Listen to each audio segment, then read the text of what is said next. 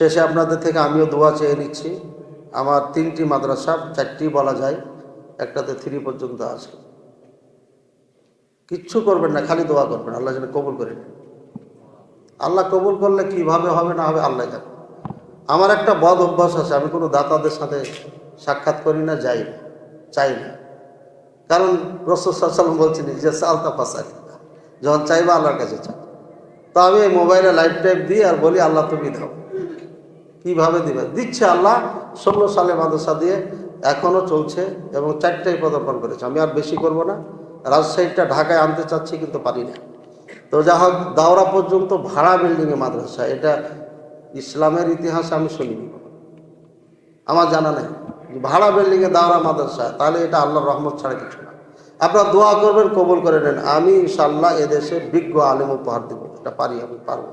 এই জন্য ভাড়া বিল্ডিংয়ে দাওরা মাদ্রাসা চালু হয়েছে। ভাড়া বিল্ডিংয়ে দাওরা হয় কেমন? এটা অসম্ভব কথা। তো সুতরাং এটা আল্লাহ চাইছে, এই জন্য হয়েছে। আপনারা শুধু দোয়া করবেন। দারুস সুন্নাহ সালাফিয়া মাদ্রাসা, নওগাঁ বালক বালিকা, রাজশাহীতে বালক শাখা। আপনারা দোয়া করবেন, আল্লাহ যেন কবুল করেন।